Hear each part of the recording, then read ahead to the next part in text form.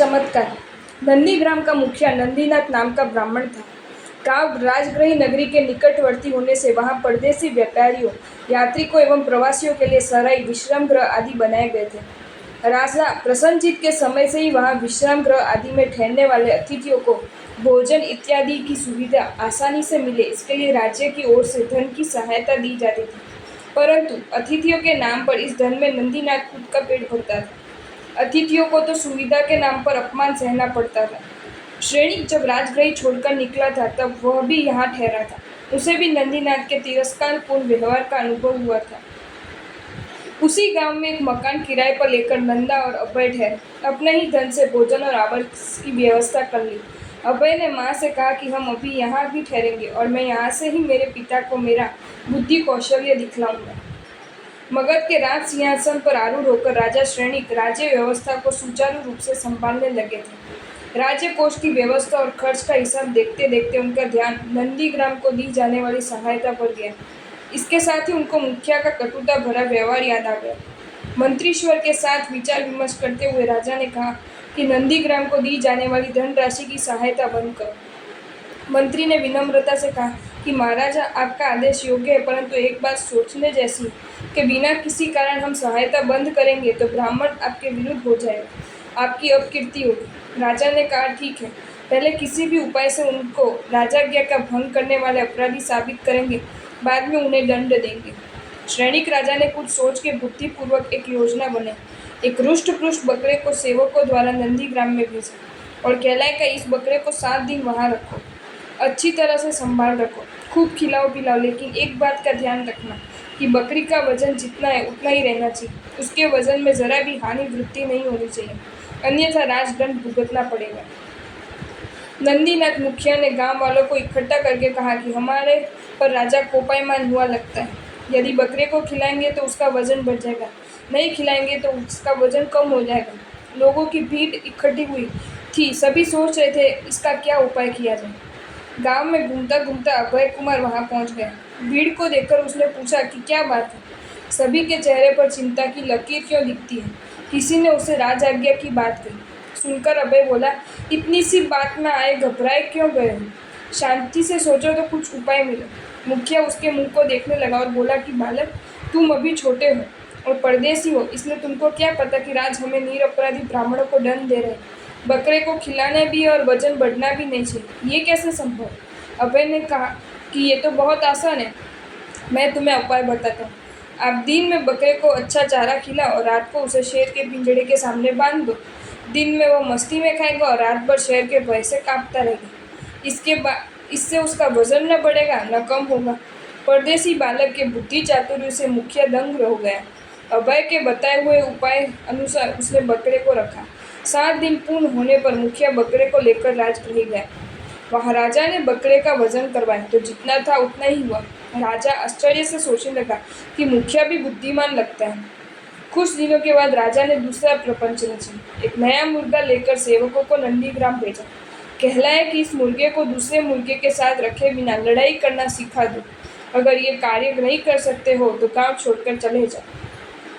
राजसेवकों ने नंदीग्राम जाकर मुखिया को मुर्गा सौंपा और राजा का आदेश सुनाया।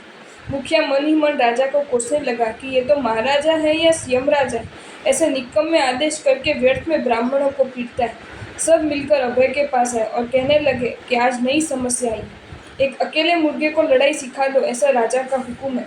अभय मुस्कुराकर बोला, बस इतनी सी बात है, सुनो। आप एक बड़ा दर्पण मुर्गे के सामने रख लो। कांच में स्वयं को प्रतिबिंब देखकर वह समझेगा कि सामने कोई दूसरा मुर्गा है, उसको मारने लगेगा। इस प्रकार वह लड़ाई करना सीख जाएगा।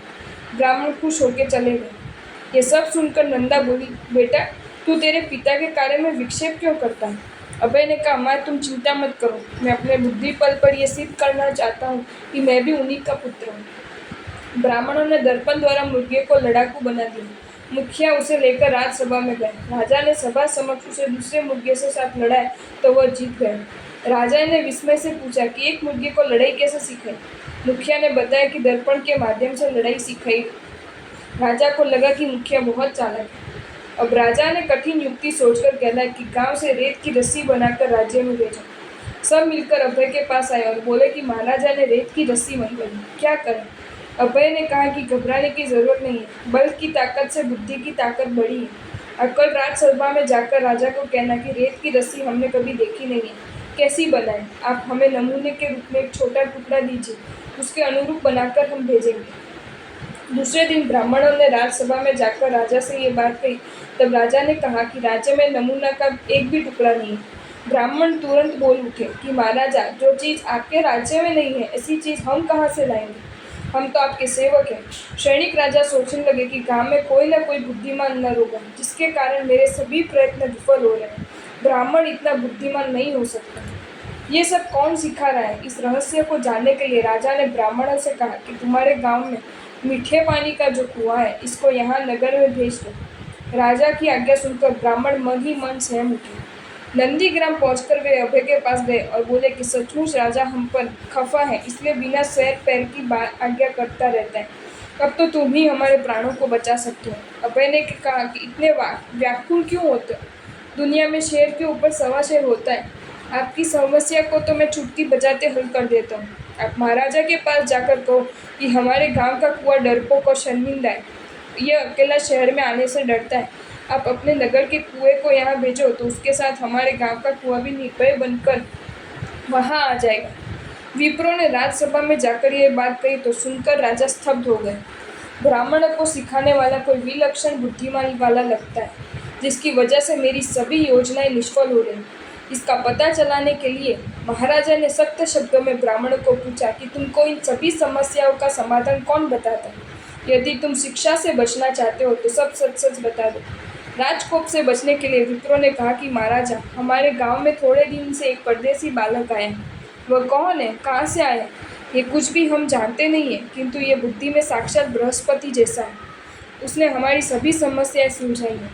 सैनिक राजा ने सोचा कि कौन होगा ऐसा बुद्धिमान। उस तेजस्वी बालक का पता लगाने के लिए महाराजा ने अपने बुद्धिमान गुप्तचरों को नंदीग्राम में भेजा। अभय की बुद्धि के चमत्कारों की बातें गुप्तचरों ने भी बहुत सुनी थी। अब उसकी प्रत्यक्ष मुलाकात करने के लिए वे गांव में सैर करने निकले।